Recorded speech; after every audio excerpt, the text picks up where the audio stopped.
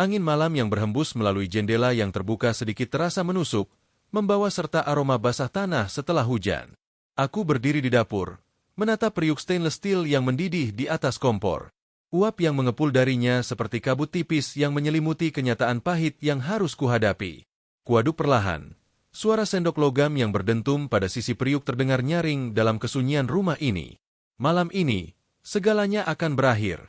Aroma kari ayammu selalu yang terbaik, sayang. Suara ibu tiriku, Sari, memecah kesunyian. Ia berdiri di ambang pintu dapur, tersenyum. Senyumannya, seperti biasa, sempurna. Terekor. Tapi matanya yang berwarna coklat muda itu, selalu gagal menyampaikan kehangatan yang seharusnya menyertai senyuman itu. Aku sudah mempelajarinya selama 10 tahun terakhir. Hampir selesai, Bu. Jawabku, mencoba membuat suaraku terdengar normal, bahkan sedikit riang. Bisa tolong siapkan meja makan? Tentu, Nares. Ia melangkah pergi, gaun rumahnya yang sederhana berdesir lembut. Nerf. Panggilan itu sendiri adalah sisa-sisa dari kehidupan lamaku, sebelum ayahku menikahinya, sebelum adik tiriku, Dira, hadir dalam hidupku. Sebuah nama dari ibuku yang telah tiada. Sekarang, nama itu terasa seperti sebuah benda asing yang dipaksakan untuk tetap melekat padaku. Aku kembali menatap kari dalam periuk. Kuahnya yang kental dan kuning terlihat sempurna. Ayam, kentang, dan wortel berpadu dalam harmoni yang menipu. Malam ini, aku telah memberikan mereka kesempatan terakhir. Sebuah ujian terakhir yang, dalam-dalam hatiku, sudah ku ketahui jawabannya. Dan mereka, seperti yang kuduga, telah gagal. Ini bukanlah keputusan yang kubicara dalam semalam. Ini adalah akumulasi dari 10 tahun hidup dalam topeng keluarga yang harmonis. 10 tahun melihat senyuman palsu, mendengar pujian yang beracun, dan merasakan pengkhianatan yang terselubung rapi di balik tirai kesantunan. Ayahku, Handoko, adalah orang yang baik, terlalu baik, mungkin. Buta oleh kesedihannya setelah ibuku meninggal, ia melihat cahaya dalam Sari, janda muda yang ramah yang ia temui di kantor.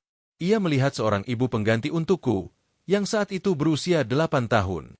Yang ia tidak lihat adalah ambisi dan kalkulasi di balik senyuman Sari. Ia juga tidak melihat bagaimana warisan ibuku yang cukup besar, yang diamanatkan untukku, menjadi incaran utama. Dira, yang sekarang berusia 16 tahun, adalah salinan ibunya. Cantik, pintar di sekolah, dan mahir dalam seni manipulasi. Ia adalah anak emas di mata ayah, sementara aku, Nares yang pendiam dan suka mengamati, perlahan-lahan menjadi bayangan. Perlahan-lahan, warisan ibuku itu mulai tergerus.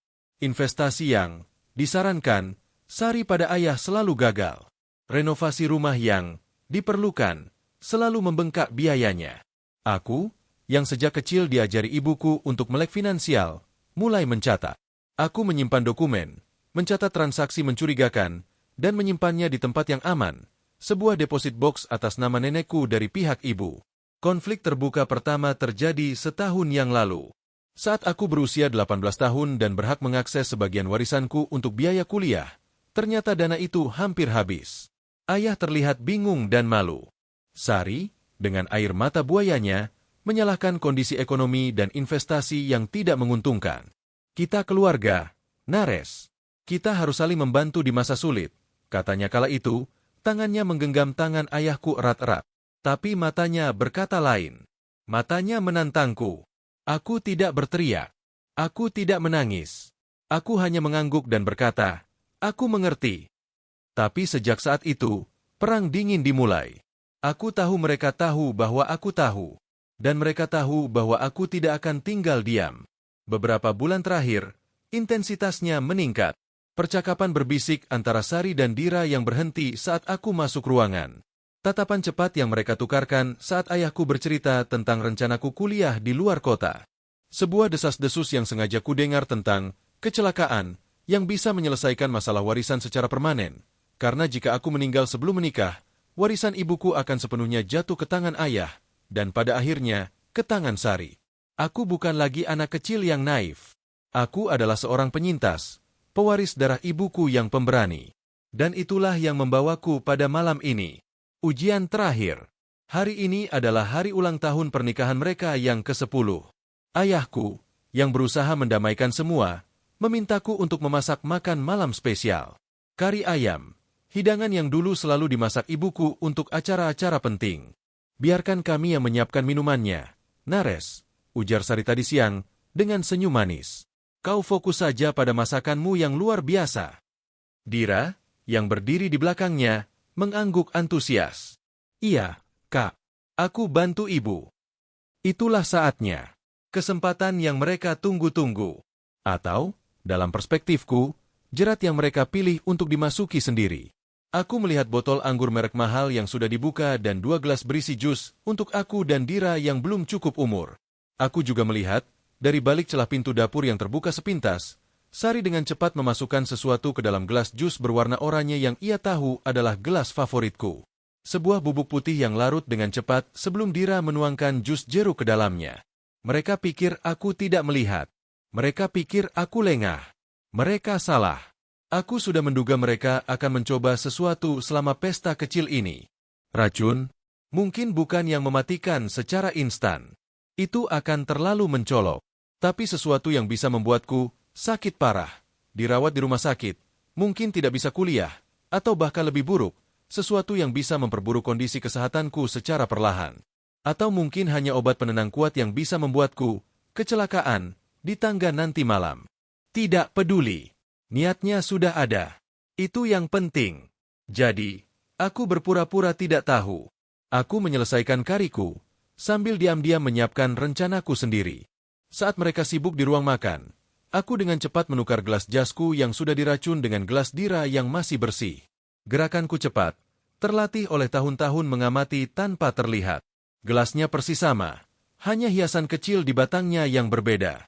Mereka tidak akan menyadarinya sampai terlambat. Makan malam pun dimulai. Ruang makan terasa hangat oleh cahaya lampu kristal. Ayahku duduk di kepala meja, wajahnya berseri-seri. Ia memakai kemeja favoritnya, yang kusetrika dengan hati-hati tadi siang.